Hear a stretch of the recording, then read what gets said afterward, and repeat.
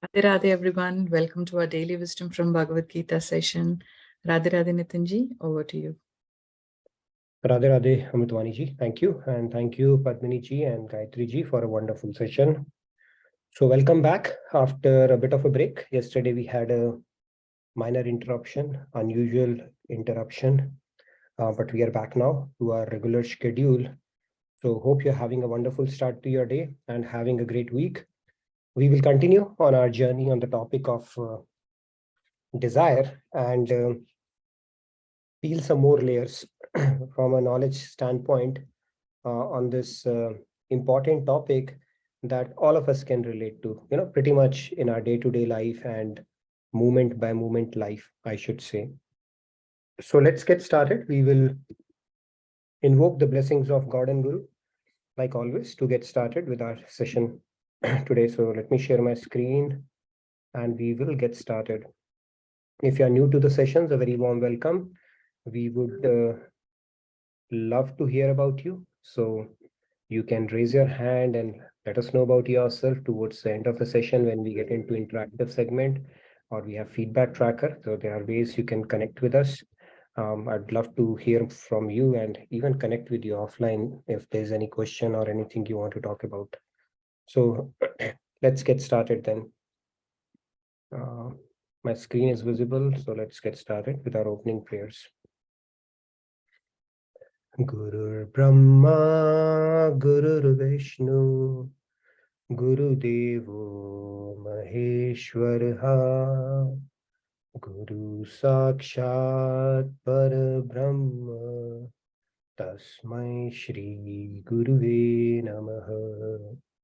Vasudeva Sutam Devam Kamsa Chanuramardanam Devaki Paramanandam Krishnam Vande Jagat Gurum. Krishnam Vande Jagat Gurum. All right. So we start with taking blessings from Guru and God. See, just reciting God's name when you say Ram, Krishna, Govind, whichever your Ishtadev is, you know what is the power of that? When you say that, you put gold worth or punya's worth a Sumeru Parvat. You do 1,000,000 Gaudan. You put a lot of gold coins and give in charity to Brahmins. All these are, instructions in our scriptures to accrue punyas. So you put all of that on one side, and on other side you put the name Govind. This one will be heavier. That is the weight of God's name. Okay, all punyas, infinite punyas put together, they are dwarfed in front of God's name. That is how powerful it is. So that is why this practice of chanting God's name is very powerful.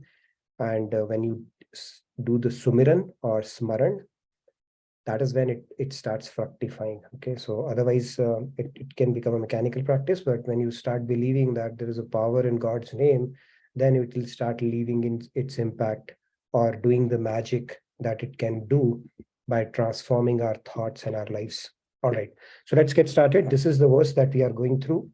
We will go in more detail today. I'm going to recite it. You're welcome to follow along. Shri Bhagavanu Vacha Kamesh Krodha Esha Rajo Guna Samudbhavaha Mahashano Mahapapma Vidyenam Iha Vairinam. All right. Who do we have first? We have Sam. Yes, Samji, please go ahead. You're back to pole position. Radhe Radhe. Radhe Radhe. Shri Bhagavan Uvacha Kama Esha Krodha Esha Rajoguna Samudbhavaha Mahashano Mahapapma Vidyenam Miha Vairinam. Radhe Radhe. Thank you, Sam. Radhe Radhe. Please go ahead, Rahulji. Radhe Radhe. Radhe Rahul. Van Uvacha Kam Esha Krodha Esha रजोगुण समुद्भवः महाशनो महापाप्मा विद्येन्मिह वैरिणम् Radhe Radhe Wonderful, very nice, Rahul. Thank you. Radhe Radhe. Sandhya, go ahead, ma. Radhe Sandhya. Radhe Radhe श्रीभगवानुवाच काम एष क्रोध एष रजोगुणसमुद्भवः महाशनो महापाप्मा विद्धेनम् इह वैरिणम्. Very nice, Sandhya. Surya Radhe. Prakash ji, please go ahead. SSPG, Radhe Radhe. Radhe Radhe Nitin ji Shri भगवान उवाच काम एष क्रोध एष रजोगुण समुद्भवः महाशनो महापाप्मा विद्येनम् अहवैरिणम्. Very nice, SSPG, Radhe Radhe. Shyam ji, please go ahead. Radhe Radhe Shri भगवानुवाच काम एष क्रोधेश रजोगुण समुद्भवः महाशनो महापाप्मा विद्येनम् इह वैरिणम्. Radhe Radhe. Cool, very nice. Radhe Radhe. Payal ji, please go ahead. Radhe Payal ji. Radhe Radhe Shri भगवानुवाच काम एष क्रोध एष रजोगुण समुद्भवः महाश्नो महापाप्मा विद्धेनम् इह वैरिणम्. Radhe Radhe Radhe Radhe. Thank you, Payal ji. Dinesh ji, please go 4 ahead. hands. Let's freeze the hands now and take the last 4. Please go ahead, Dinesh ji. Radhe Radhe Shri Radhe. भगवान उवाच काम एष क्रोध एष रजोगुण समुद्भवः महाशनो महापाप्मा विद्धेनमिह वैरिणम्. Radhe Radhe. Very nice, Dinesh ji. Radhe Radhe. Sunita ji, please go ahead. Radhe Shri भगवान उवाच काम एष क्रोध एष रजोगुण समुद्भव महाशनो महापाप्मा विद्येन इहं वैरिणम्. Wonderful, very nice. Thank you. Radhe Radhe. Sam ji, please go ahead. Radhe Radhe Shri भगवान वाच कामेश क्रोधेश रजोगुण समुद्भव महाशनो महापाप्मा विद्येनम् इह वैरिणम्. Radhe Radhe Radhe Radhe, Sam ji. Very nice. Thank you. Golab ji, Radhe Radhe. Radhe Radhe everyone. Radhe Radhe. Radhe Radhe. Radhe Radhe. श्री भगवानुवाच काम एष क्रोध एष रजोगुण समुद्भव महाशनो Mahapapma. महापाप्मा विद्धेनमिह वैरिणम्. All right. Thank you, Golab ji. All right. All right. So let's get started. In this shloka, Lord Krishna is saying that the Supreme Lord said, he's responding back to Arjun's question, where he's saying that Arjun had posed this question, what is that impelling force which forces us to do things even though we may be knowing that they are not right? And in response to that, Lord said that it is lust alone which is born of contact with the mode of passion. Yes, in our last session, we had spoken about this concept and later transformed into anger. Know this as a sinful, all-devouring enemy in the world. So let's get started. We're going to do a quick recap so that if you're joining in the first time, you at least have a bit of a continuity on this concept before we go deeper. So today we're going to talk about what is even is missing, even bigger than God. Okay, pretty interesting concept. How can something be bigger than God? God is infinite, right? Bigger than the biggest, smaller than the smallest. Our scriptures say that. And that is what we're going to talk about. Okay, so let's get started with at least the recap part of it. So we spoke about the divine love is what we are seeking. That is the topmost prize of God. There's nothing beyond divine love God can give us, because when he gives this to the soul, then he becomes enslaved by the soul. So there are two things that happen. One is the soul becomes godlike, which is called God realization. And then God becomes enslaved. He's willing to dance to your tunes at that point. But for that, first you have to prove that you are willing to dance to his tunes, right? So it's a pretty advanced concept and at the advanced stage. Now, divine love is the topmost power of God. And we saw that because we are craving for that as part of God's eternal fragmental part. And since we are not getting it, now what happens is, propelled by Rajas Gun, when we come in contact with the material world, right? Because we think ourselves as a body and not as a soul, this perverted reflection of this highest power of God manifests as lust. So it is the divine love which we are not getting. But when it comes in contact with the material world, because we think of ourselves as a body, not as a soul, divine soul, because we think of ourselves as so and so, this designation, this name, son of so and so, this position that I have, this nationality that I have, this religion that I have, all these are false designations. Okay, we don't control those. It is given to us for a purpose, and it can switch anytime. But because we associate ourselves with that, and then make the goal of our life acquiring these material things, it manifests in form of lust. And lust is not limited to sensual desires alone. It expands its definition to state that it goes beyond that. So when we go after money, when we go after prestige, when we go after power, they are all manifestations of lust only. And the reason why it is so powerful is because it is a reflection of divine love, which is the highest power in the spiritual realm.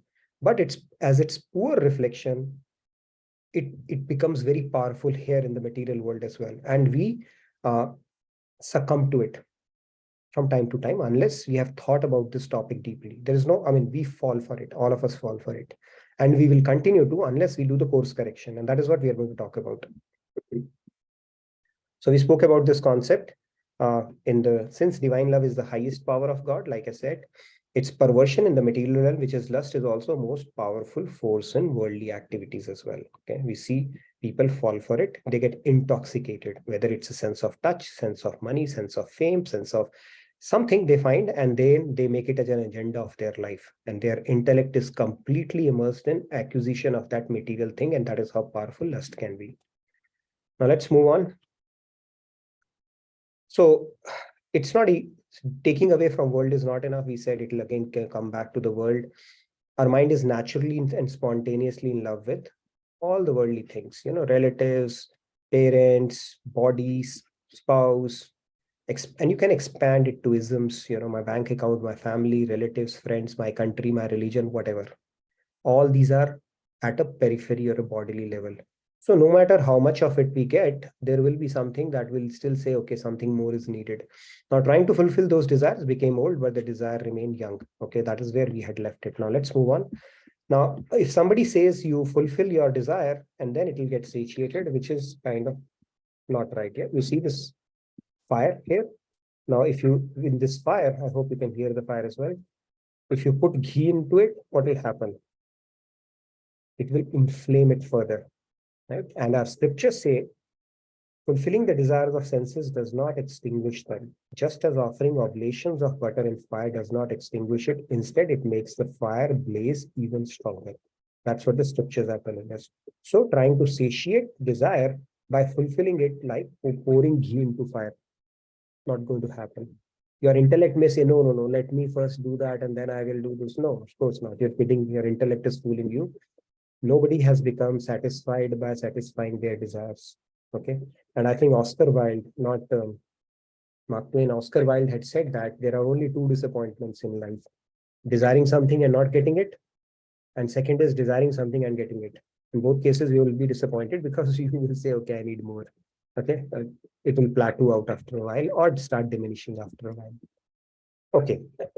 So let's move on. So what is the big thing in, when we look at nature, we see mountains are big. They're pretty immense. If you go close to a mountain from far off, it may look equal to you, but when you go near that, you will marvel at the nature, how big they are. However, Brahmaji is a master creator, right? We people take pride in creating things. We build a house and take a lot of pride. and say, you know, this is what we have built. But think of Brahmaji, he's created mountains as well. So mountains are called big. Bigger than mountain is sea. Sea looks even more expansive, right? Our earth is also, I think, 2/3 of it is water only. Bigger than sea is sky. Sky is even bigger than sea. And what is bigger than sky? I don't know. There are a lot of things which could be bigger than sky, but let's say, for the argument's sake, for now, to conclude this, God. God is bigger than the biggest. Okay, there's nothing bigger than God. Why? Because for this whole thing to be upheld properly, it is like a bird holding something in its beak. Then only it can hold it, right? So God is holding this entire creation, not just our universe, but other universes as well. So he has to be bigger than that. Okay, so God is the biggest. Of course, he has to be biggest. By the way, Ananta Shesh is holding it, all the universes on its back. So if Ananta Shesh start tilting, the universe, the whole balance will start tilting as well. There's a story around that, but maybe for some other day. So God is bigger than the biggest. That is how he can hold this entire thing, including sky and pretty much all the creation that we see around the world. Now, what is bigger than the God? Can there be anything bigger than the God? How can it be? There is one thing bigger than the God as well.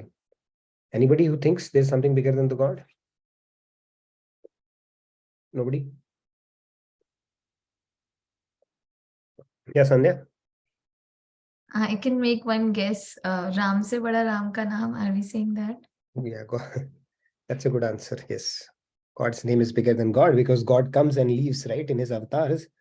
But God's name persists, and a lot of people can transform, change their lives just reciting God's name or thinking about his loves. Good answer.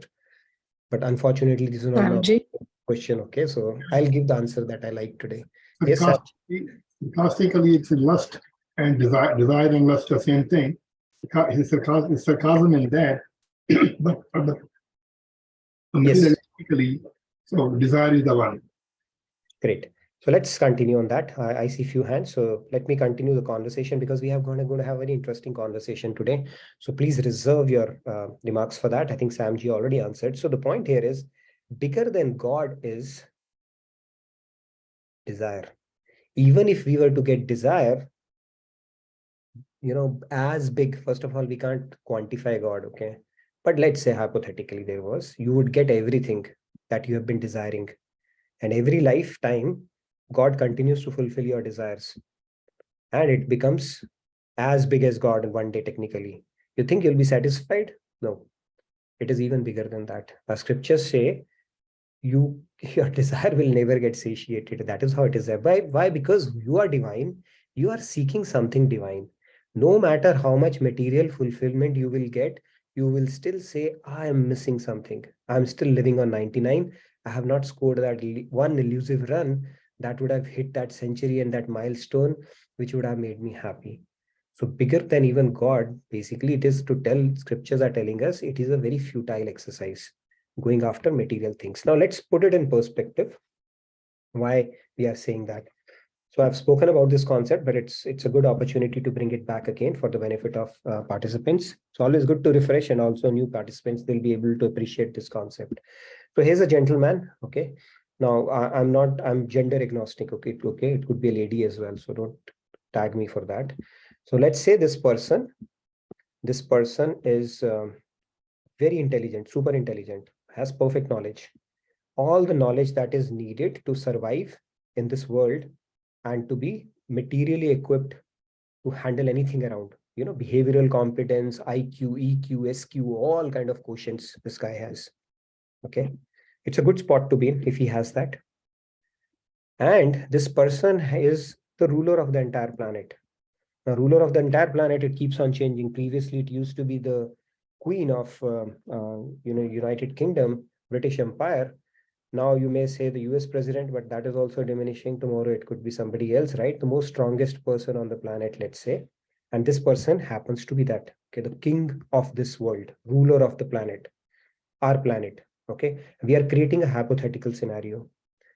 And this person is in the prime of his youth. He's not growing old. where people are saying his legs are shaking, or, when he gives speech, he forgets. We had some prime minister who would forget, right? We had president who would shake. Then we have US president, their aspersions are cast that his age is not on his side. So people grow old and our abilities do diminish over time. And also when we grow old, our health is not as supportive as it is when we are in our youth. And our confidence, when people are between 16 and 25, their confidence is at the peak. No matter what, they have aced the world, right? So confidence is also very high when we are in the prime of our youth. And then gradually Brahmaji has his way to neutralize things and put things, start bringing in humility. He has his own ways to teach us that as we continue to age. But when we are in the prime of our youth, we are super confident. We'll do anything and everything. And that is where most of the people become rebel also, against establishment, against parents and all that stuff. But the point is, you are at the prime of your abilities at that point. And this guy is at the prime of his youth. And his subjects are also favorably aligned. That means his mother-in-law is not troubling him. His wife is very supportive. People are not taking posters and saying, okay, this guy, bring him out. He's doing this. And people do stand up. Like we see in politics, somebody starts getting up the ladder. People try to pull him down and try finding things so that they can pull him down. So let's say that even the subjects around him are favorably aligned. Too good to be true, right? If all of these things could happen to a person, but let's say it is possible. And then his person is super rich as well, right? He has all the opulences. He can take a trip to Hawaii, Vegas. He has the best luxury car, gold-plated cars and penthouse, and whatever person can normally thinks can make us happy. Let's say hypothetically that was possible. It is not possible.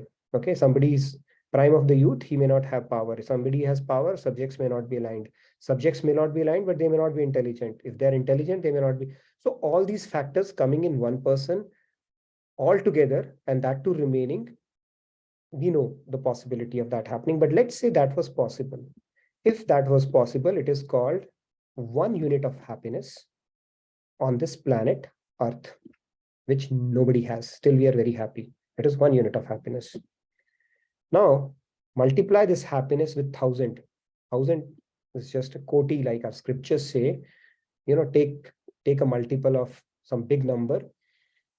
If you multiply it with that unit of happiness is equal to 1 Manav Gandharv. If you meet 1 Manav Gandharv, the possibility that in that particular loka, we have all been Gandharvs as well, we have forgotten it, is actually 1,000 times of that. That Manav Gandharv, you take his happiness and multiply it by 1,000, it becomes 1 Dev Gandharv. You multiply it by 1,000, that becomes happiness of 1 Pitri Lok. You multiply it with 1,000, it becomes 1 Ajanat Lok. You multiply it by 1,000, it becomes 1 unit of Karma Dev. You multiply it by 1,000, that becomes 1 unit of Dev.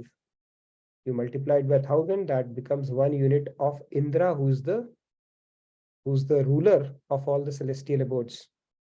Does it stop here? No.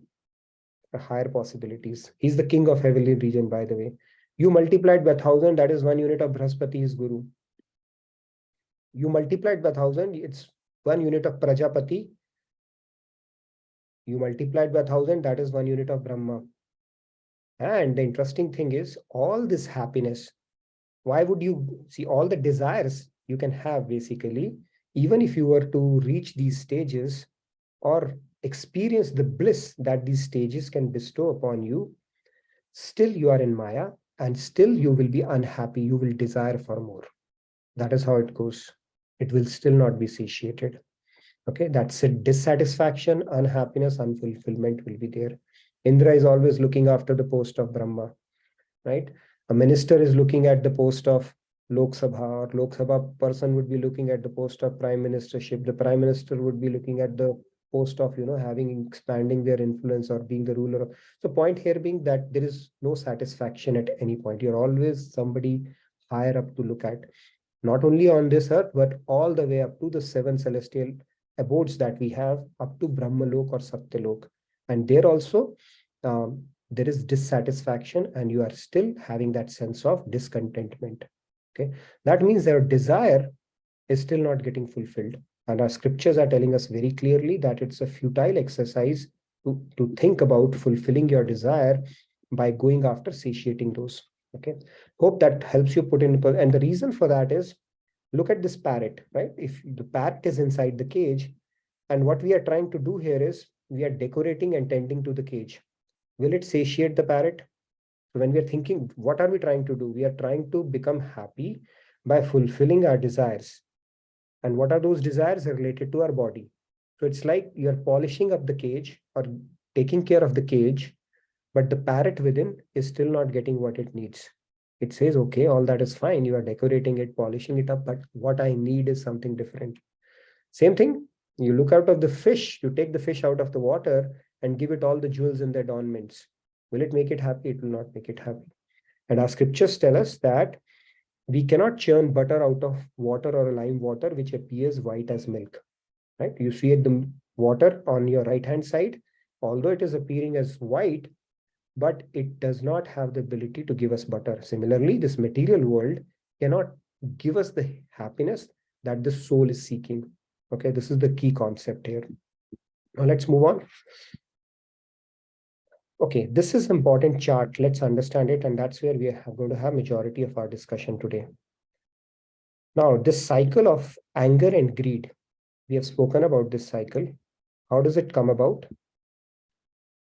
Greed is a fulfilled desire. Anger is a frustrated desire. Okay. When our desire gets fulfilled, we get greed because we have put fuel to the fire. And when our desire is not fulfilled, we get frustrated or we get angry.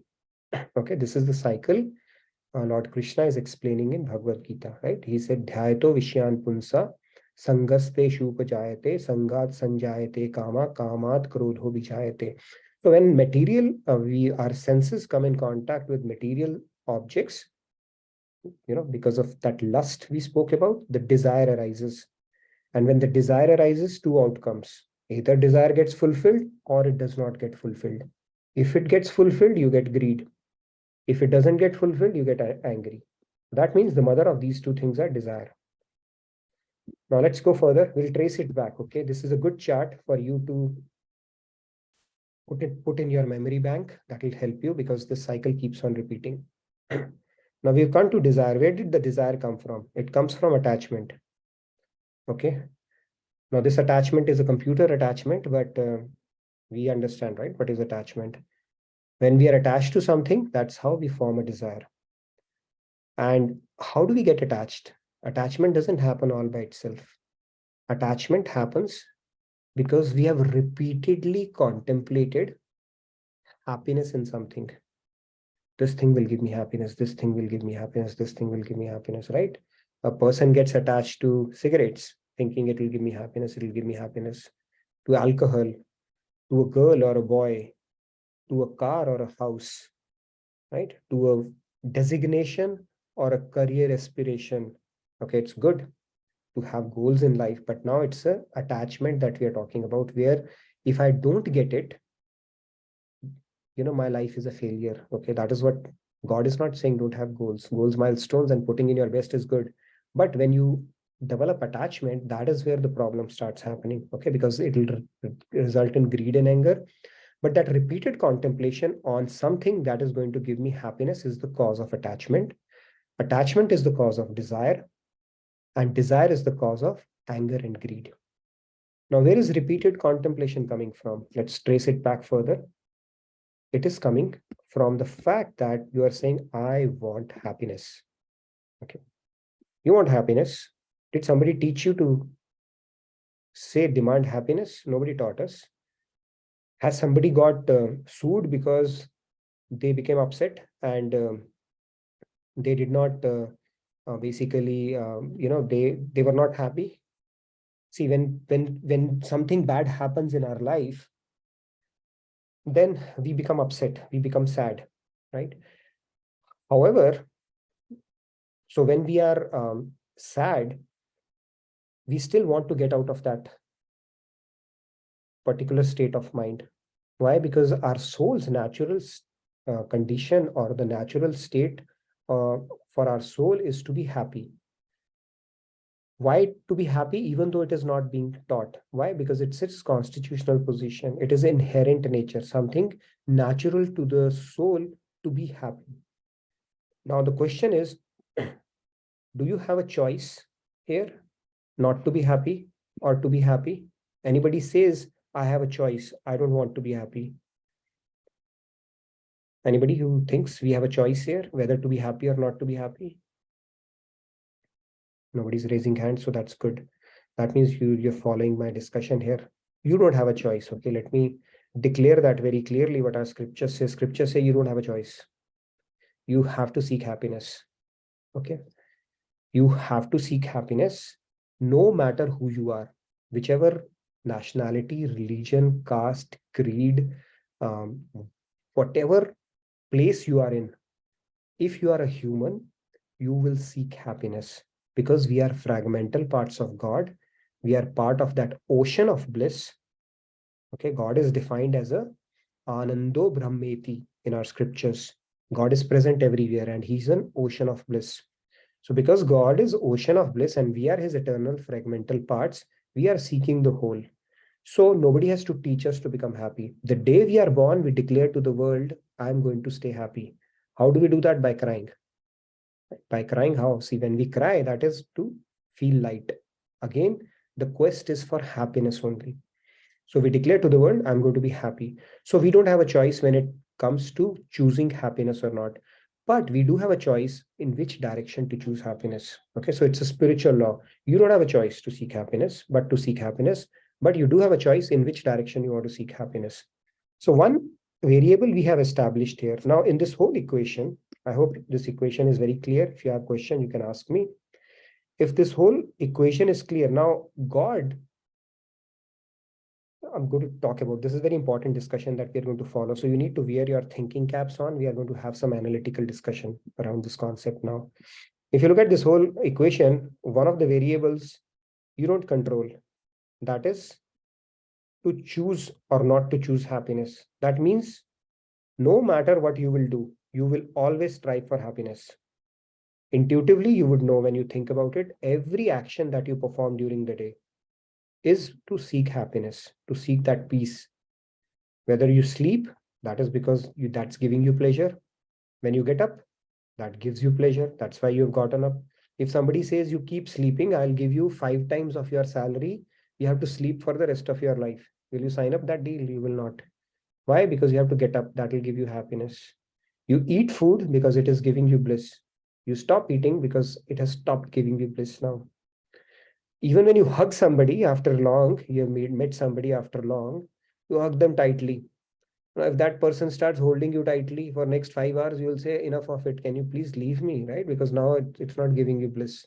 So we do contradictory things throughout our day, throughout our lives, for the sake of seeking bliss. So this variable, I hope is clear, is beyond our control. We have no choice but to seek bliss. Now, if you were to seek bliss, of course, you need to find something that will give you bliss, right? Because you will contemplate on that thing. And when you'll contemplate on that thing, you'll get attached to that thing. And when you'll get attached to thinking, your desire will be formed. So now let's talk about desire. Now, this variable, can you satiate the desire? Now, the second variable in this equation has come. You can't satiate it. So what will happen in this whole cycle? You want happiness. You will start seeking happiness in a particular direction. That will result in attachment. That attachment could be in a relation, could be in an object, could be in something related to the worldly acquisition, money, power, fame. So now you've started desiring it. Our scriptures are telling us you have no choice but to continue to seek happiness. So you cannot change that equation, that fundamental part of the equation. Now the desire is formed. That means because of that, you will end up desiring something. And our scriptures are also telling us desire is never going to get satiated. So 2 variables we have done. That means, are we stuck in this cycle of greed and anger? And basically, there's no way out of it. What can we do basically now out of it? Let's have a little bit of a discussion and I'll tell you from a scriptural standpoint, what does it mean, right? Now, God is basically present everywhere, right? He's omnipresent around this concept. And we have spoken about the direction. There are 2 directions. Okay, I'll get into that philosophy a little bit more. Let's hear from Sandhya. So you see these two variables which we have no control over. When we have no control over, we are stuck here. How will you break this cycle? Yes, Sandhya. Yeah, to choose happiness is of course a constant, but where to choose is a variable that we can you decide with the free will, right?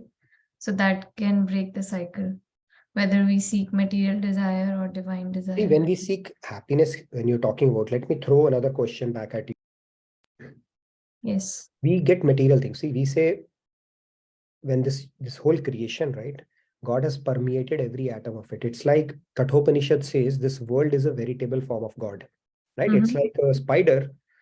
Spider, where does it get the material to create? It comes from its body. And then where does it go back? It goes back into its body.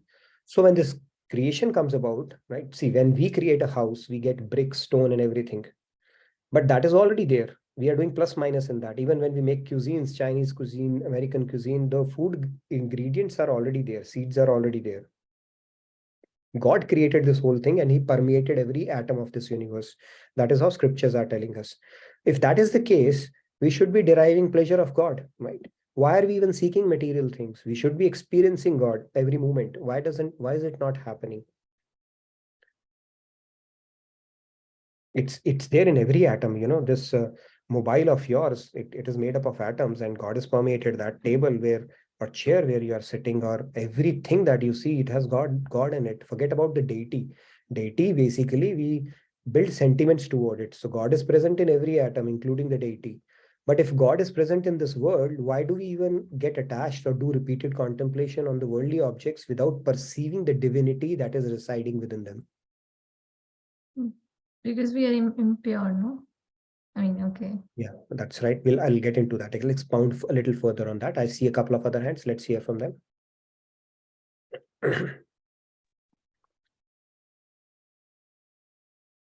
Go ahead, Yes. Ashutosh. Ashutosh, please go ahead. Radhe, Radhe. Actually, we are not believing that God is there and God is present there. That's why we're not able to feel that happiness. If you believe that God is there and God is present everywhere or something like that, then we can derive that pleasure. Good. And I'll tell you a technical reason for that as well. Good point. We don't believe, right? For us, what is visible, pratyaksh pramana that we are seeing is what we rely upon. That's true. And I'll give you another technical reason for that. Let's hear from Pallaviji and Sunilji as well. Go ahead, Pallaviji. Radhe Radhe. Nitinji, excellent discussion. So why we are not able to find happiness and why can't we feel divinity? Because we are lost in satisfying our senses, like all the pleasures derived out of the senses. What we are seeing is, and because of our nature also, that we are always seeking pleasure in all these material things and trying to satisfy our sense objects. True, Pallaviji. I think I'll put it all together for you. All of you are right, and I'll just put it all together. Let's hear from Sunilji as well. Thank you, Pallaviji. Please go ahead, Sunilji. Here, Radhe Radhe. Am I audible? Yes. Yes, you are. Yeah, I think the main reason is obviously the whole world is a form of God because Isavasyamidam Sarvam. But again, God has so I think there is like what it says, God has been said as the Nimitta Upadan Karan. But again, this world is also at the same time manifestation of Trigun, Saptagun, Rajagun, and Tamagun. So God becomes the world, that is true, but this world is also the manifestation of those three gunas. So as long as we are enveloped by those three gunas, Sattva, Raja, and Tama, we cannot see the divinity in this world. When the effect of Sattva, Raja, and Tama has been nullified, for sages and saints, it's not there. The effect of those three gunas is not there. So they see every atom of the world and the whole world as God. But for us, we have been enveloped by the Maya, Sattva, Raja, and Tam in the form of mind. So until that is there, we cannot see the omnipresent divinity. Good point. Very true.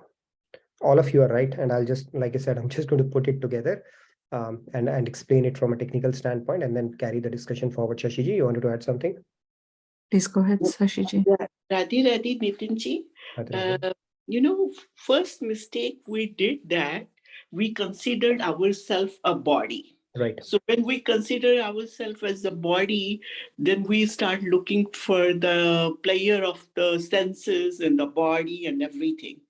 So that is the first mistake we did. That's why we cannot feel the God around us or anything, because we are just indulging whatever the senses are demanding. Got it. True. Very nice, Shashiji. So let me explain you through an analogy of a story and get into that. So there was an ant. Okay, so an ant was roaming around until it came across a big sugar mountain. Okay, so it took the entire circle of the sugar mountain and tasting every part of that mountain, as part of the tourism that it was doing. And when it came back through the entire tourism, it came back and, it was asked by other ants, how was it? How did it taste? It said it tasted salty, big time salty. Now, right, it actually had all the sugar mountain in front of it, but it tasted salty to it. So then all the philosophers and doctors, they came together and say, how is it possible? Right? They checked out the mountain. It was sweet only. Then they checked the tongue of that ant, and it has a salt lump in it. Salt lump in it, that means the senses was defective, not the sugar mountain itself. So this world is the same for even the sages and saints. They're able to experience divinity and they find it perfect in every way. We only complain about it, right? So they understand that part because their senses are purified. So spirituality is the process of purifying our senses, which basically means who's the governor of our senses? Governor of our senses is our mind. When we purify our mind, senses have to obey the mind. So when we purify the boss of our senses, the master of our senses, mind, which is called Antakaran, Man, Buddhi, Chitta, Ahankar complex in our scriptures, the job is done. We will see the world as it is, not as it seems. So the defect is in our senses, and purifying our mind. When the mind is purified, we'll see divinity all around. Right? Swami Vivekananda said, there's divinity in every drop of this universe because God is the veritable Ishavasya right? Like I think Sunilji pointed out, in every atom of this universe. So it will happen. Now, what happens is our senses are attached to the material things here. And the bliss that we derive from, the kick that we derive from it is of a very poor quality. First of all, it is not truly a bliss. Okay, if it was truly a bliss, then it would persist. You were happy yesterday because you were partying. What happened today? No, today I have a hangover. I was too tired, didn't get proper sleep. So bliss evaporated. Okay, the same bliss that you get by hugging somebody, it starts diminishing over time. After a while, you say, go away, give me a break. Whether it's a mother hugging a child or whoever it is, whoever is your dearest, most person, because it is diminishing over a period of time, and then it is limited in extent. So scriptures tell us the bliss that you are going for, it has to be infinite, ever increasing and ever fresh. That is something material world is not capable of giving. And what the bliss and God is residing within us as well.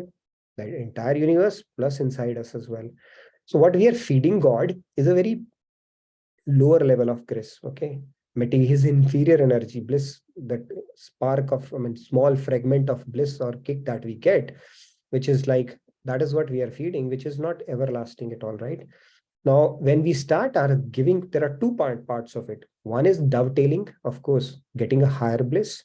When we dovetail our senses towards a higher bliss, then only it will reject the material bliss. Dovetail it to the higher bliss means when we start engaging into something pure, and pure thing is only God and a God-realized saint. And God has given us more flexibility and variety there. He said, okay, you get bored thinking about me, I'll give you my gun, Leela, Dham, abodes, Parikar. Think about anything, all are purifying to you. You do that. That will also purify you. So that is one way. Second is having a good attitude. Okay, that is at more of a material level, but having a good attitude will also put our happiness in perspective. Right? We become unhappy immediately. I don't have this, I don't have that. If I had this, and that also keeps us moving and craving for more and more. People who become content, they are bordering on spirituality because they know that actual happiness is not, or whatever I've gotten is also good enough. So from an attitude standpoint, think of it. I mean, there's a beautiful story of Arthur Ashe Swamiji talks about, just by having a contentment and seeing things in perspective, having a sense of gratitude will also start making you, put things in perspective around you and not go for excessive things, even in material life. This guy was asked, he had a heart ailment and he had to undergo a bypass surgery. And because of which, he had to take blood transfusion. And because of that, he acquired AIDS. Arthur Ashe, by the way, he was a tennis player. He was a American player. I think and probably the only Afro-American who has won Wimbledon. In fact, he went on to win 3 Grand Slams, Wimbledon, US Open, and I believe Australian Open. 3 Grand Slams he won. And somebody asked him, don't you think you have been meted out an unfair deal by God? Because, for no fault of yours, you acquired AIDS and now your time is limited in this world. So he said, you know what, about 5 million people, they pick up tennis rackets when they are kids to play tennis. Out of that, only 5 million, 50 million pick up as kids. And out of that, only 5 million continue to play it when they are in college. And out of that 5 million, only about 10,000 people, they actually take it at a professional level. And out of those 10,000, only 1,000 odd actually make it to the professional league. And out of those 1,000, only 32 can make it to Wimbledon. And out of those 32, only 4 can make it to the semi-final. I was one of them. I not only made it to the semi-final, but I was also one of the 2 who played the final. Not only one of those 2, I was the one person who won the Wimbledon as well. I can't ask for more in life. Okay, that was his attitude. So is he basically is satisfied in life? He may not. I don't know if he's read Bhagavad Gita or anything. The point here I'm trying to make here is that even the happiness that we have, we hype it up in our life. Some people, they become content, and that paves the way for their spiritual journey as well. Okay, or they may start progressing further. So first of all, the happiness that we get in this world, we have to put it in perspective, be content about it, right? And second is, when we start dovetailing it, this desire aspect will also be taken care of, because now you are desiring something which is not going to give you a result of greed and anger that we see it in the cycle. In fact, it will give you a greed of love for God, which is a good greed to have, which will be uplifting. Otherwise, this cycle nobody can get out of. Okay, that I need more of happiness, and then keep on repeating attachment to the material things and have a permanent sense of dissatisfaction no matter what we get. Otherwise, we have an attitude about, like how this guy had, be content with what you have gotten. That sense of gratitude around what we have acquired in our life is a great virtue to have. And there was a guy who was asked, okay, what would a centipede do if it starts suffering from arthritis? Just imagine the pain a centipede would have if it has arthritis. Right? What is one recommendation we can give? An owl came and he said, you know what? Ask centipede to, bring down its legs from 100 to 2. At least it'll reduce its pain by 98%.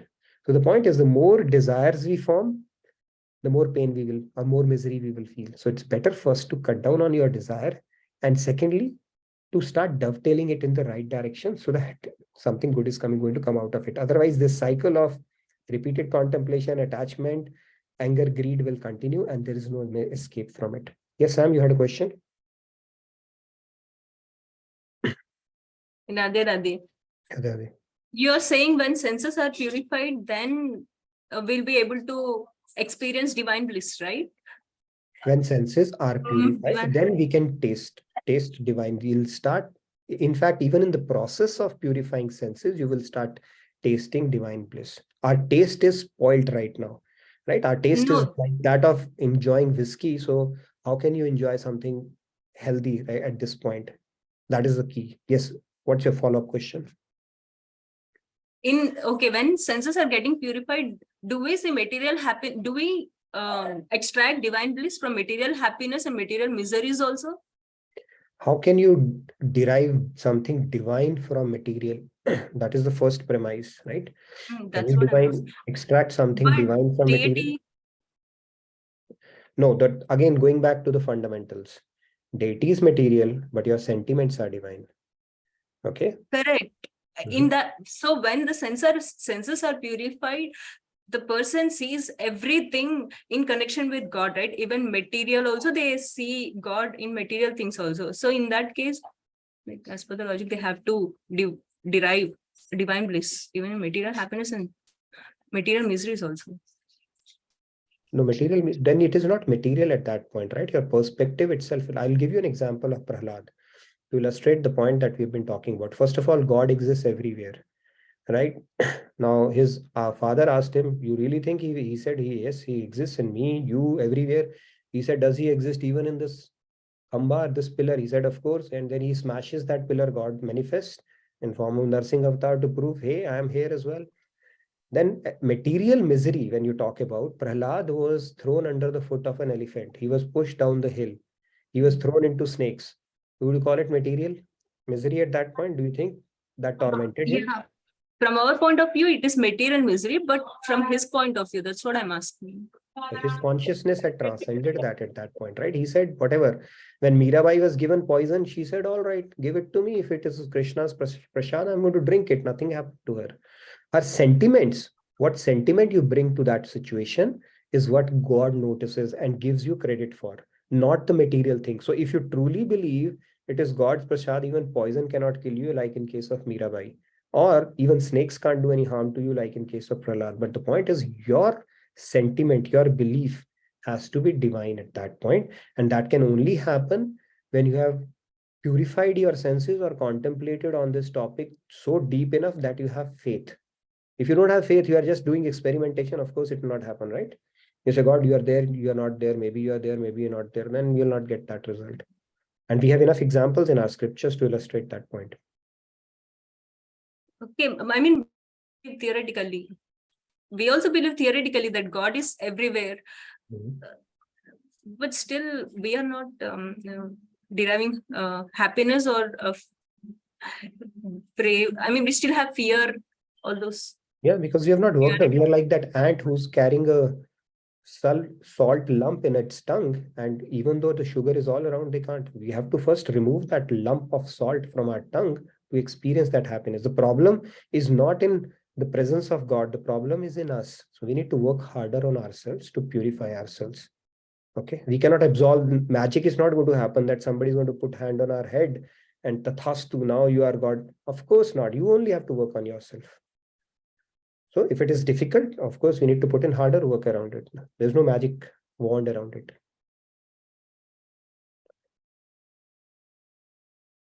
Yes, few more hands.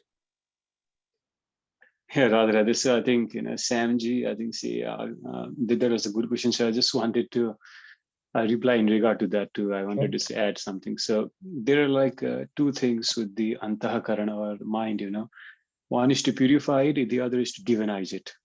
So purification of the mind is अंतःकरण को शुद्ध करना. तो और दूसरी बात होता है उसको दिव्य करना, like to divinize it. So when we go in this path of devotion, as we practice bhakti, sadhana bhakti, and as we progress forward with the grace of Guru, because Guru has to grace it. He has to protect your bhakti, he has to grace you with the feeling of bhakti. So as we progress towards it, being saved from kusanga, then our heart gets, purified step by step. Then we start feeling that love and devotion, very much inside.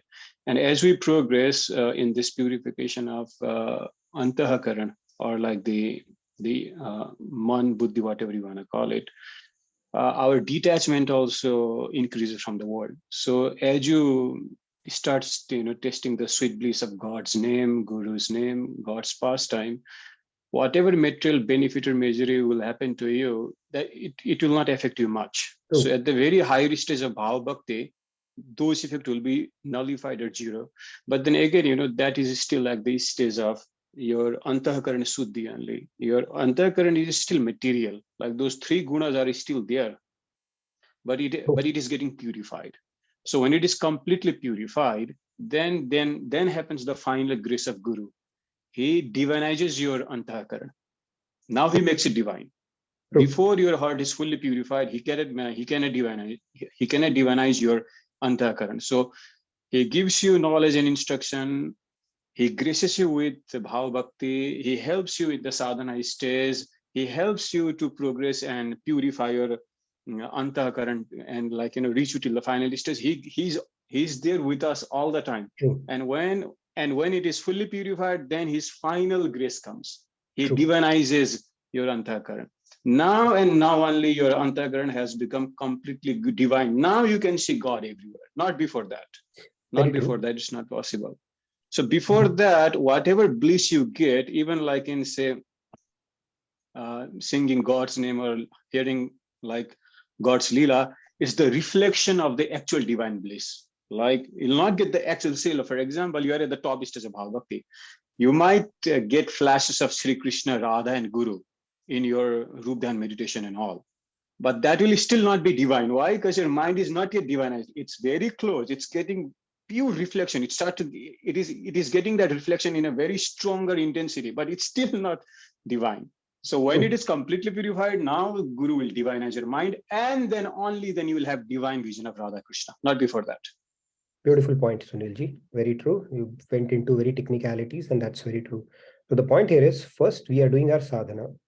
At the sadhana only, we can't complain why are we not experiencing it.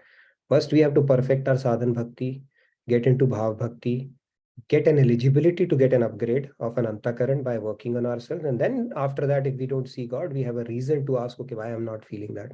It's like we have not done the nursery and we are expecting a gold medal right away. That's not going to happen. And second reason I'll tell you, see, if we do that, we are not only doing a favor to ourselves, but we are giving a gift to God as well. In what form? Right now, when we enjoy, see, God is seated within us. He's permeated every atom of the universe. He's seated within us as well. He's our super soul. So the bliss that we get is a very low level of thrill that we get from it. We are also giving it. So God says, it's insipid. But when we give him the true bliss, right? When like you spoke about the stages of bhav bhakti, when we start giving the bliss, true bliss we start getting as part of this spiritual journey, God seated within relishes that as well, right? So that superior bliss, when we give to God, it is called Swarup Shaktyanand, which is higher than the bliss God feels otherwise. So we are actually presenting or gifting something to God as well. So by working on ourselves, we are gifting God as well. He's more happy seeing us derive happiness from things which are uplifting and purifying for us. So it is basically a gift for God as well, because the bliss that he gets from our bliss, pure bliss that we are seeking on this path, is higher than the bliss that he gets from his own power. Okay, that is the power of working on ourselves. So it's a win-win everywhere around. We are giving ourselves a low level of bliss, material bliss, which is binding, eventually resulting in greed and anger. But when we start giving ourselves the bliss of God by working on ourselves, right, that's when we are gifting something back to the God as well. And it is a very higher bliss, right? It's in giving that you get, it says, right? So in that sense, it's a win-win from both sides. Yes, Sandhya, you wanted to add something as well? So Swarup Shaktyanand is higher than Swarupanand of God. That means the bliss that God gets from us by being seated within, when we are working on ourselves and deriving divine pleasure, that is higher than the pleasure God gets by his own Swarupa Shakti. Okay, that's a very key concept. Yes, Sandhya, you wanted to add something? Actually wanted to clarify one thing. So when we discuss this centipede example, like reducing the number of legs or reducing the number of desires. Material desires. Right. So like when we have a choice of either work upon reducing material desires versus work upon increasing divine desires, like, attach our mind to God. Is it right to say that doing the latter will automatically result? True. The other thing will automatically happen. For people who are in material consciousness, some people work in a linear fashion. Okay, first work on desires, reducing it, and then, but if you actually start attaching your mind to God, this thing will automatically happen. So if you're 10% attached, your mind is 10% attached to God, it will automatically be 10% detached from the world, right?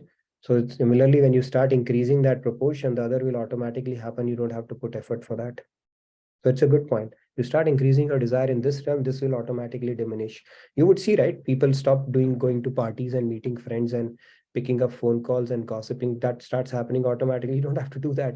Did you consciously do that? No, it started happening automatically because now your priorities are aligning to a higher goal. It's a natural consequence. A good question.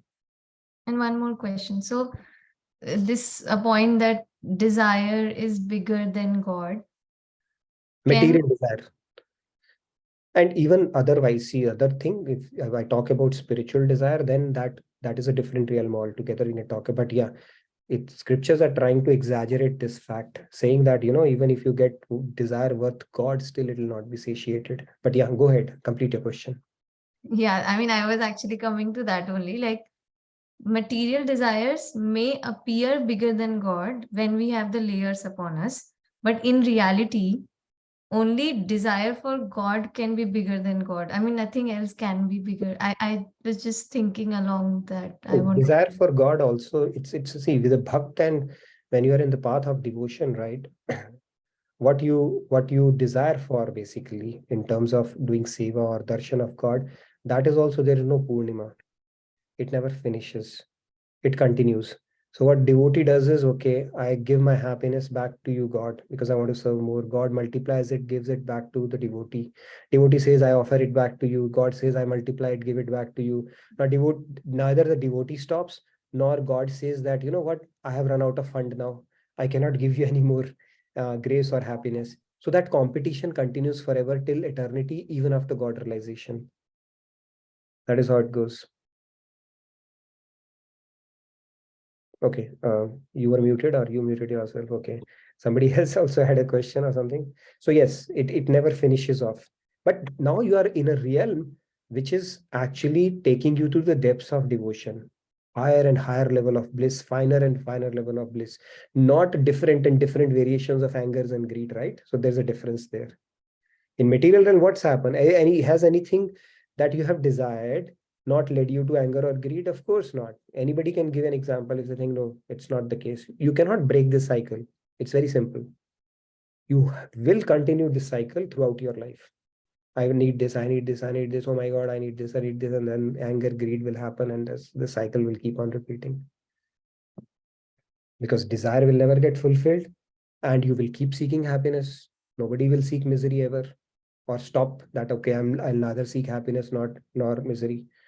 So that process, we are basically stuck in this process until we do the course correction around it.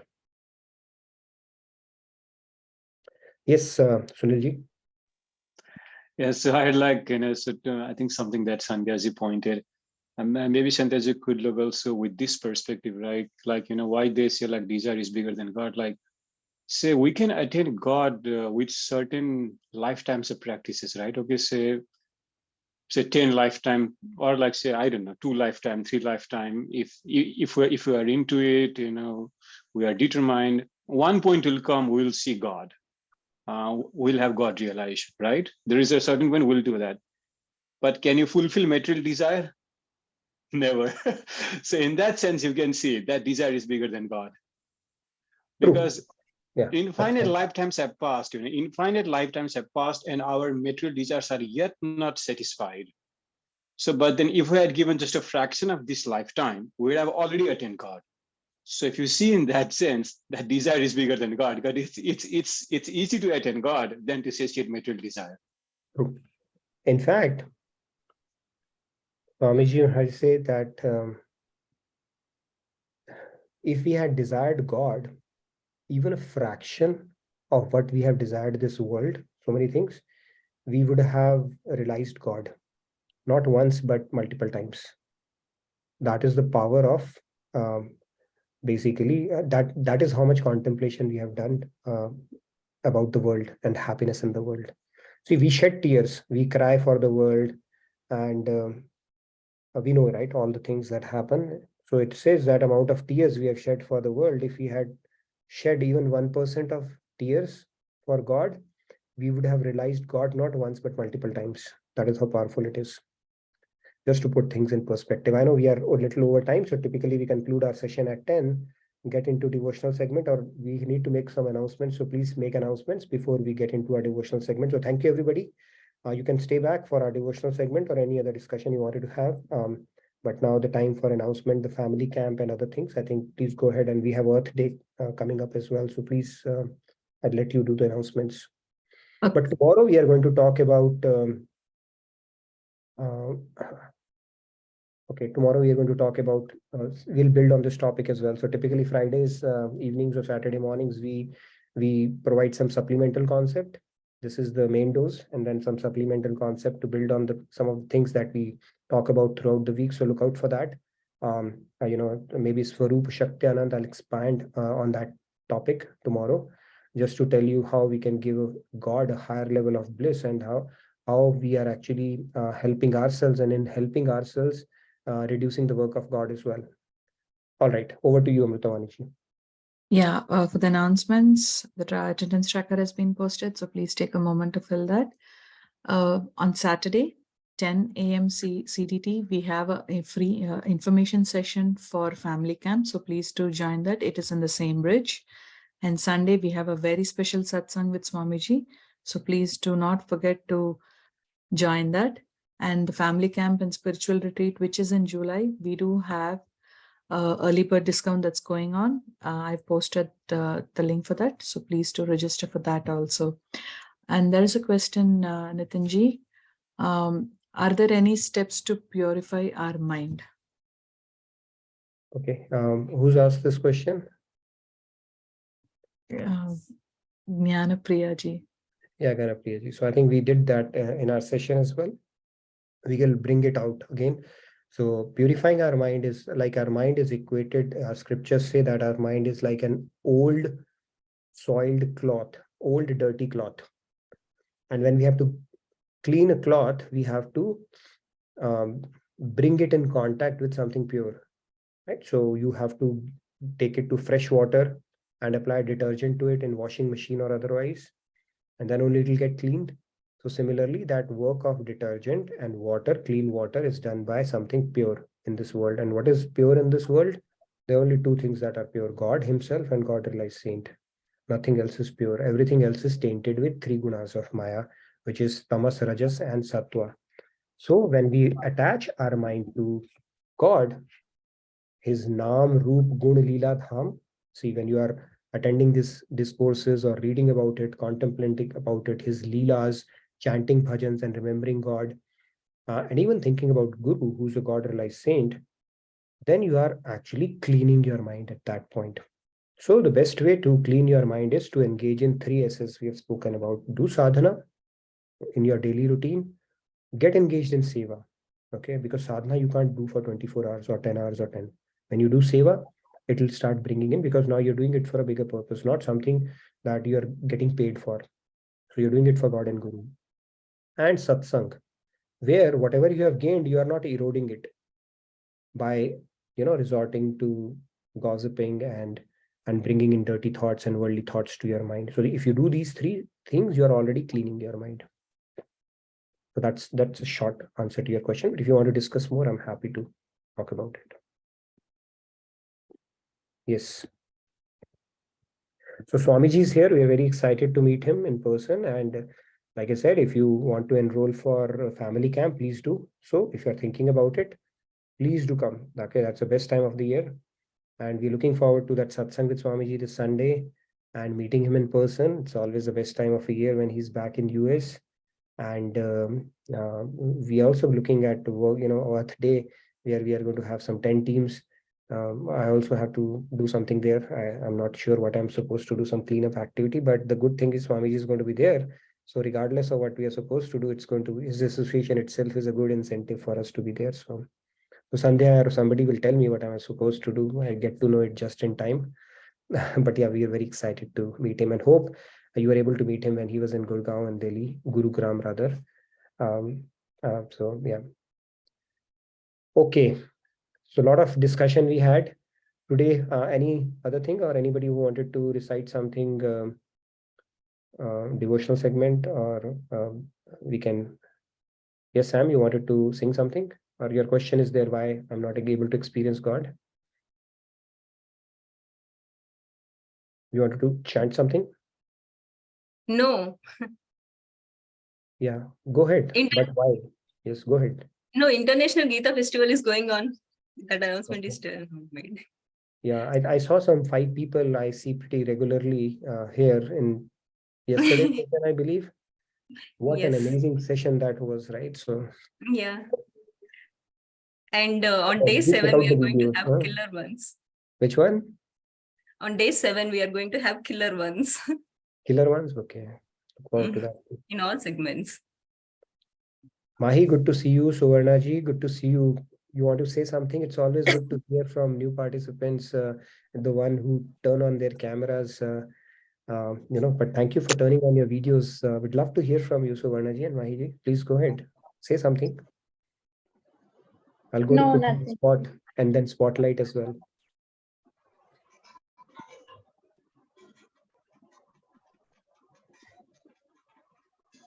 Okay, unmute. Yes, you are unmuted now. Radhe, Radhe, Radhe. I was listening to your session at International Gita Festival, all the participants, and your session was really nice and enlightening. Very good knowledge and the comparison of science and spirituality, and it cleared many of my doubts. So really Okay. nice session. Thank you to all of you. Yeah, I owe it for to your the participants. participation We had and an amazing set of panelists, so who made it happen for sure. And anybody new who wants to come and talk about them, who's new to the session, maybe joining for the first time or relatively new to the session, we'd love to hear from you. This is the time we can interact informally because the session is over. Yes, Anita ji, you wanted to say something? Thank you so Yeah. much.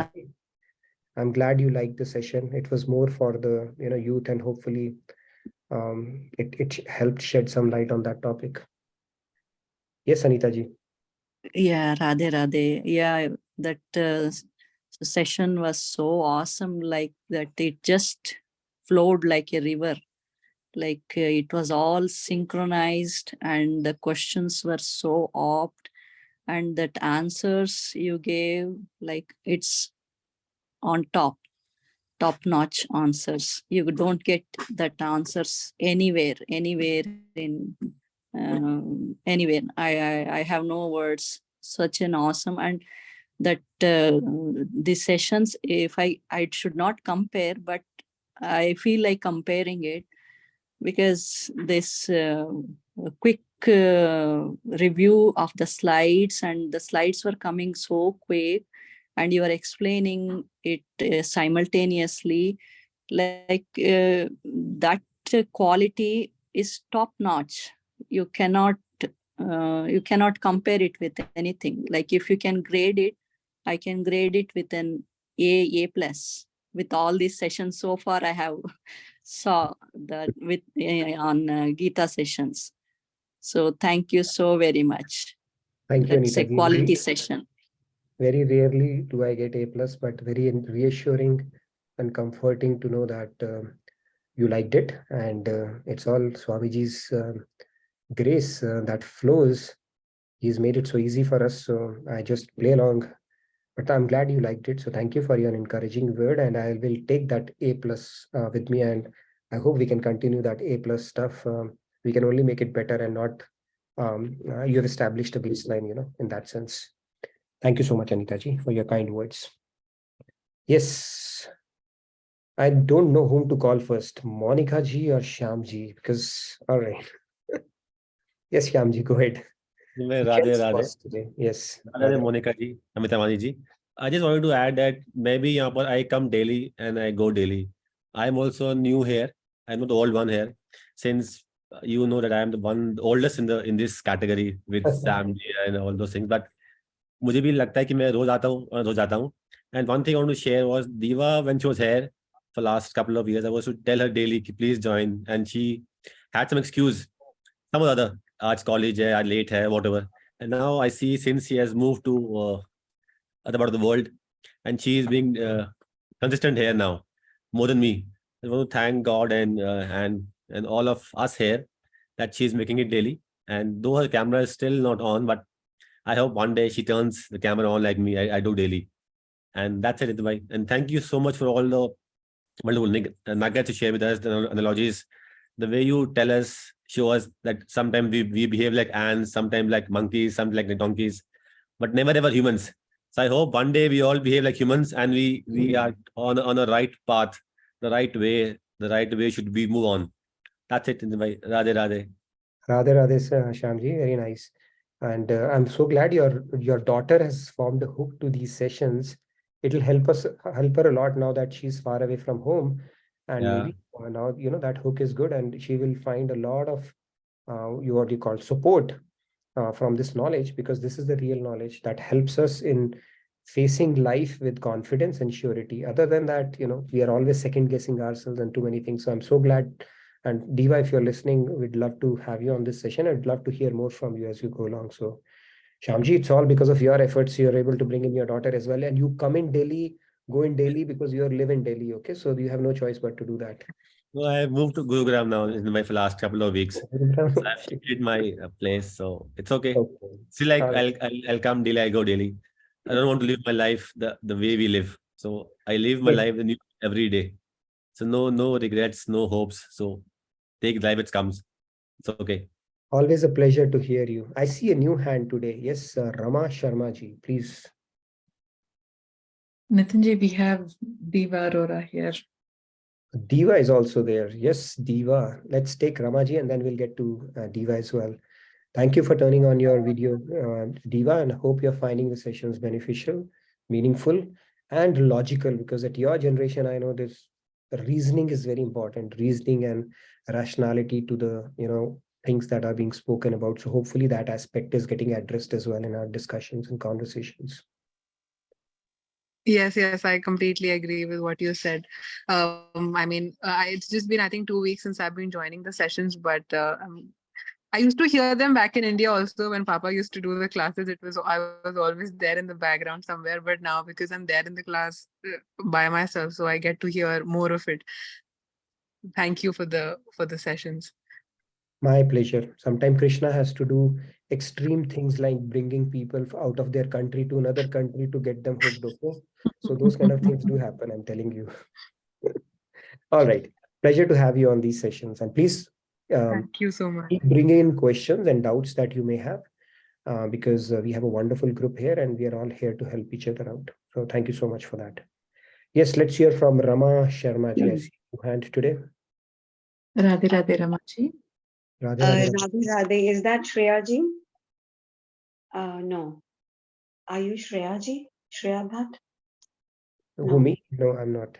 No, Sorry. no, the lady. No, I'm not you. But actually, 10 years back, I had the opportunity to meet Shreya ji when I was in Frisco. And my daughter was, I think, 5. And I took her to a yoga class. And the sessions used to happen in a Plano Montessori school. Long time back. And then I think 4 years back, I came and I used to visit the temple. And Monica introduced me because Monica is in my Kathak class. Okay. Monica, I'm sorry if I'm saying that. Yes? Are you there, Monica? Yes, I'm here. Okay. All right. So Monica started talking to me last week about this, and I told her that I'm on waters only, and I used to go to this temple with my daughter. And because I have a keen interest, I'm a choreographer. So she said, why don't you choreograph a dance I'm from theater, I direct children's plays. So I had this desire from Shreya ji. I remember I had picked up a set of Panch Tantra books for children, and I had this desire to do plays on that. And I met Monica. And she said, come to the temple and you can do whatever you want to. So I'm happy I went through this session of wisdom. And thank you for giving me this opportunity. Monica, maybe you might have been my sister or daughter in the past life. I don't know. But, but thank you so much, everybody who gave in an input here. And thank you, Nitinji, for sharing and conducting this session. Just thank you and grateful I'm here. I don't know what else to say. a pleasure And to I hear. am going to come on Sunday 10:30 because when I went first time to that session, I had met Swamiji or Guruji, whatever you call him. And I think again I'm going to meet him on Sunday. Wonderful. It's so good to hear from you, Ramaji, and thank you, Monica ji, for getting Ramaji here. And you must have been her daughter, friend, or sister, something for sure. Okay, so you get a lot of spiritual commission for that. Yeah, you wanted to say something? I'm just thinking as instrument, right? Monica. What happened, Monica ji? Krishna's instrument. मैं रमा जी को यही बोलती रहती हूँ कि मैं Right, कुछ नहीं. Krishna's instrument. Very true. But yes, I'm so good to have you on the session, Ramaji. We have a wonderful group, and like I said, if you keep attending, it will grow on you, and it has become a non-negotiable part of all of our routine. I look forward to these sessions, and right now I'm traveling, but unless there's a UFO raid or there's an earthquake, somewhere, I don't cancel Oh, these. please don't say that.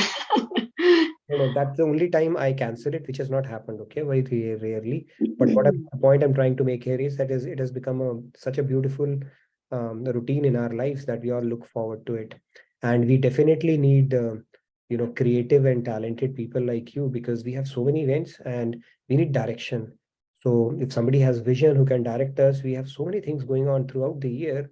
We would be love to have you on board and direct some of our plays, and we have a talented bunch of people who would love to work with you and do so much of stuff that continues to happen throughout the year. Right? Monica ji is one of our super talented people, and similarly, we have so many things, so many events that happen, and we are always in lookout for people who can help us, direct us, do that. So it would be wonderful to have you help us out in those. Nitinji, for family camp, JKO Guidal. And yes, Ramaji. GKO guide. By the way, if you're going to meet Swamiji, I would strongly encourage you. If you have sign up for our family camp, you'd love it. Okay, that's a part of the time here we'll all look forward to, and it's a good way to, not only meet him but also get to know all the volunteers and people like Monica, more of them, us, and so many people, and have a little bit of more immersive experience around this, right? So if you can make it, I would strongly encourage you to be part of that. And we are going to prepare for JKO Idol, like Indian Idol, American Idol. We have JKO Idol as well. Very competitive, creative stuff that happens. So I'd love to help, and I'm blessed that I'm being given an opportunity to serve. So thank you. So Amritavani ji, you, me, Monica ji, and all the people who can make it, I think we've already formed a team for that idol, right? It's very competitive. Yes. What happens? Yeah, Yes. good, cool. Just a name, just have to fix a name for All right. That's good to know. But Ramaji, really nice to honor and privilege to have you on these sessions, and we'd love to hear more from you. And please feel free to post in your doubts, ask Monica ji. She can help you with so many things, Yeah. And please keep asking in the sessions as well. We are all here to, help each other, clarify each other's stuff. Suvarna ji is saying yes, so she agrees as well. Okay, Great. thank you so much, and nice meeting all of you lovely souls. Thank you. Nice meeting you. Thank you so much, Ramaji. Mahi, we've got a student here. She's going to talk about it. Mahi, I'm glad your exams are over and you're able to make it. Radhe Radhe. I just want to say that I'm also coming to Dallas. I'm very excited. Wow. When are you coming to Dallas? Yeah, When? I think I've planned in June because my mom also wants to go. So If you're let's planned see. in June, plan for July 4th weekend as well. Family camp. You'd love it. Yeah. Check it out. If you can do that, that'll be wonderful. Yeah. And we can have you in our team. Okay, Sandhya, you can sign her up as well. Monica ji is our team captain. Okay, by the way, I would love to work under her. Nitinji, I feel you'll ditch at the end and you'll become the judge. And you'll be like, No, I'll not you become did the that judge. last year. See, Swamiji, I'm going to tell, I heard Swamiji's discourse and I've taken it to heart, and I'll take it both in letter and spirit. And he says, do not judge anybody. Okay, so I'm not never going to be a judge. So you're the captain then, and we are in your team. Then it's No. okay. Yes, Mahi. So, okay, planned for it, but it's really good to know. So are you visiting here for a while, or how's it going to be like? No, for family camp only I was thinking. Family camp only. Better, even better. Wow. See, Mahi is another devotee, okay? She's very inspiring and she has a personal connect with her Kanha in a lot of ways. So Monica ji, that's another devotee you may want to talk to and get inspired from. You can inspire each other, both of you. So we have a wonderful, wonderful set of people here, you know. Just speak to her. I've heard a little bit about, but she's pretty amazing. Yeah. I'm saying we have been talking. She's an enthusiastic team. She's an enthusiastic team. Oh, Yes. Shyamji, no pressure.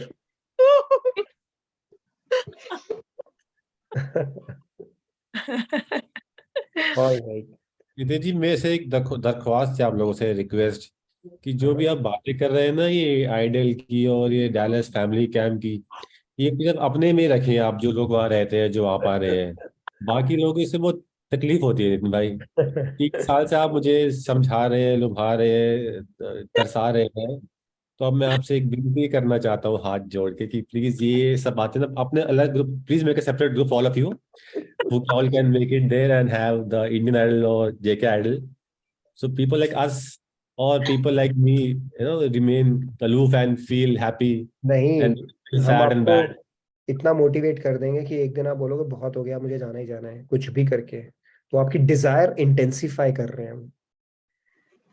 भैया मैंने Because वो यही आप intensify कर रहे हैं, but this is not good. We are intensifying your desire around it. I'll take it positively, not in the other way. Okay. Suvarna ji, you have to make it here as well. It's so good to see you and hear from you. So try to make it here as well. Okay, in one of the retreats or otherwise. Okay, we'd love. Sure, definitely. और India में तो आपको जाना ही चाहिए। आप हिंदी समझ लेते हैं ना? Yes. सभी मेरी हाँ मेरी हिंदी, हिंदी इतनी जरूरत से ज्यादा शुद्ध है, तो कई बार उससे भी प्रॉब्लम हो जाती है। तो इसीलिए मैं कह रहा हूँ नितिन भाई कि आप लोग ने make a separate group of English people in US residents who are USians and people like Indians, like we stay in India, don't get boggled and bothered. So we stay away from all these events and we don't feel sad कि काश हम भी ये सब कर पाते, मिल पाते, family का पार्ट हो पाते। Okay, so let's make it. We will try to make it in retreats in India जो है स्वामी जी की, and let's make a commitment. जिस retreat में हम आएंगे, we can have a daily wisdom from Bhagavad Gita get together in one of our Swami Ji's retreat in India, and we'll recreate the same stuff there as well. Okay, does that help you? That makes much more sense, right? Let's do that. That makes my So day plan and करते life. हैं every year. We will put it on schedule कि स्वामी जी की कौन सी retreats हैं, we will target. So try to make it and let's have a get-togethers there. We can always carve that time out of the year. So let's do it that way. आप सब लोग आएंगे. Let me try and plan my US visit. I Sure. hope he has his own plans, because as I told you earlier, so whatever I plan, he has done the other way around for me. This time I am not planning for him, because for the last 30 odd years, whatever I have said I will not do, he has made me do the same things. And so instantly I can tell you, हो he जाएगा. made me You will do all those come things. to meet Diva and then you will be here. Okay, I'm telling you. Thank you so much, man. Thank you so much. Thank you. Shri Ramya has raised her hand as well. Shri Ramya, Swadrut. Swadrut. Yes, Swadrut. Please go ahead. You wanted to sing something? Hare Radha Radhe, Hare Krishna Krishna Krishna, Hare Rama Rama Rama, Hare Hare. Very nice. Mahamantra, you have given Krishna Mahamantra. It is the, mantra basically, which is so powerful. And advanced devotees, they develop a special attraction towards this mantra as well. So thank you so much. Loved it. Radhe Radhe. Hare Krishna. Radhe Radhe. Okay, so tomorrow, Shri Ramya, we're going to talk about the last 2 slides that you shared from Bhagavatam. I think time permitting, we'll talk about it, and also about the seva. I think we got another seva. We got dovetailed our efforts to another seva, which became more important that we are doing. After that, we will talk about that Sandhya, the seva initiative that we have spoken to all the teams about, and then Shri Ramya gave a beautiful presentation. I want to talk about the last 2 slides a little bit as well. So we'll see tomorrow or next week. We'll do that. Yes, Mahi, you wanted to add something else as well? In May also, I'm going to Delhi. May you are going to Delhi. Delhi. Here you go. If you go to Delhi, then Shamji's. I'm with Sandhya Didi's. We will be meeting. Okay, very nice. You can meet Sandhya. I think she's going to be there in May, right? And if I'm around, I'll meet you as well. Yes, yeah, sure. May 20th to May 23rd. I'll be in Delhi, so let's plan it up. And 20, yeah. So these 20th would be a good day to meet. 21st, 22nd, if things work out, we'll go to Vrindavan. 23rd, I have some work. And then while coming back, I don't know what are the dates. So 20th would be a good day to meet. I'll beat the jet lag in the plane itself. So if you are around, let's plan to meet up. Shamji, please take note. I know you're a busy person. Please make out time if you can on 20th. Okay, we'll figure out something. Nitinji Yasini is asking, what about Kolkata? And what about also Puri? Bhubaneswar, Odisha. Bhubaneswar, Odisha. Oh, that's a good one. My mom is here. I think she's listening. She said, okay, are you going to come home this time around or not? I think we'll have to keep a central place or maybe Swamiji's retreats. That way it'll be easier to meet together, have a get together. So, so Dhyashini, if you can fly over to Delhi, we all can meet or check it out. If, somebody is around, we can. Bangalore. Ramyaji is asking about Bangalore. I believe Samji has something. Go ahead, Samji. You wanted to say something. Samji, you wanted to say something? Radhe Radhe Radhe Radhe आप वहां जा रहे, दिल्ली जा रहे हो? You surprised me. मैं आपको मिलने डैलस में आ रहा हूँ उन देश में 23rd को आ रहा हूँ, 29th को वापस जाऊंगा. अरे, oh, you timed it to perfection, Samji. जब मैं नहीं इंडिया, आपने पहले बताया होता तो मैं कुछ सोच सकता. अभी इंडिया जाना बहुत जरूरी हो गया है. और तब हम इंडिया में, I would have love to meet you. तो आप डैलस आएंगे तो please come to RKT Radha Krishna temple. आऊंगा क्योंकि वहां पे जो मेरे लड़के हैं, मेरे my son he is Stanford as a medical doctor. Yeah, please come and you will be able to meet so many people here. You see on social, right? उसने बोला कि क्योंकि वो होती है ना कई बार उनकी वो इस्कॉन की वो साधु संघा. तो इस साधु संघा उन दिन में मेमोरियल डे पे आपके डैलस के जो क्या इसका नाम है मैरियट होटल है, उसके दो तीन मील के बीच में समझे क्लोज मैरियट ऑफ डैलस ऐसा कोई नाम है. तो वहां पे रिट्रीट है. तो वो रिट्रीट इटसेल्फ इज 3 days. मैं लाइफ मेंबर तो हूँ इस्कॉन का, लेकिन I am not much into the ISKCON anyway. So because of that, he was insisting. So I said, okay, we'll join you too. So उसके बच्चे भी वहीं पे होंगे साथ में. So I thought maybe okay, we'll just be with them as well. So I thought maybe I'll be meeting all of you. At the same time, of course, I'll be coming to the temple also. So you surprised me कि आप दिल्ली जा रहे हो. It will be a little disappointment for me. But what can I say? It's okay. It's okay. It would have been a great opportunity to meet you. I know it's not. But yeah, maybe some other time. I'm sure our paths will cross again in one of the retreats. And that was the one reason that I cannot come on 4th of July because I was to come, but then my son said one thing will come to Dallas. And second thing, he himself is coming with the family to Chicago during the 4th of July. So, yeah, I think that's why I'm saying, because Swamiji is going to be here for 6 months, we may have an opportunity to meet in one of the retreats. I can make it to one of the additional retreats, but definitely we can meet in one of the retreats. Swamiji also will be there during that time. Maybe one of those days, I will be able to say hello to them. Wonderful. Yeah. Great. All right. Yeah, unfortunately, not this time, but I'm sure we'll get to meet sometime soon. Yeah, okay. See, for me, it's 8:30 because I'm in a Phoenix time zone and it's getting late for the rest of you. So anybody who wants to do a quick chanting and then we can wrap it up because I know we are a little late. Otherwise, I'm going to sing my way to glory. Please. No, somebody else has. I'm thinking, what am I going to sing? Okay, I just announced it.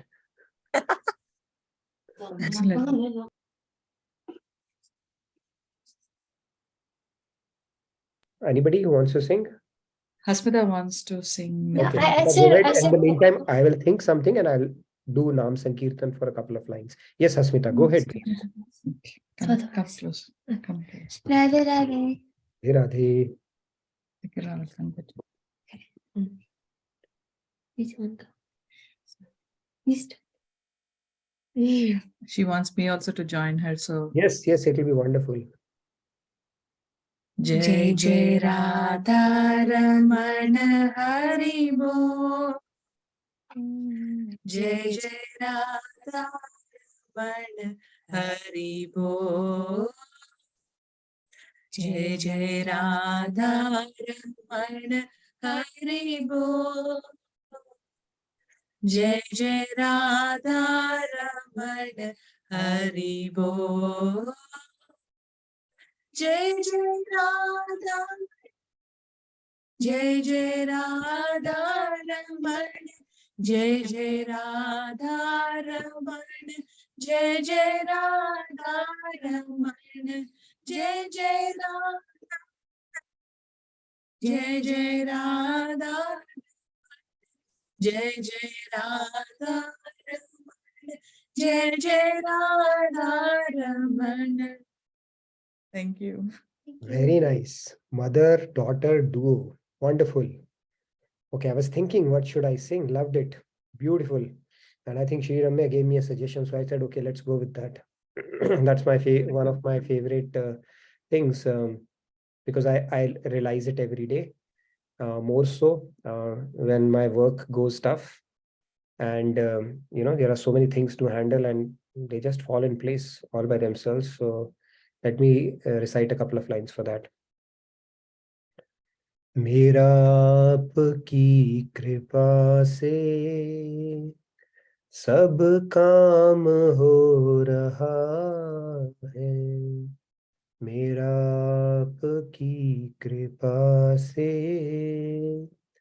सब काम हो रहा है करते हो तुम कन्हैया मेरा नाम हो रहा है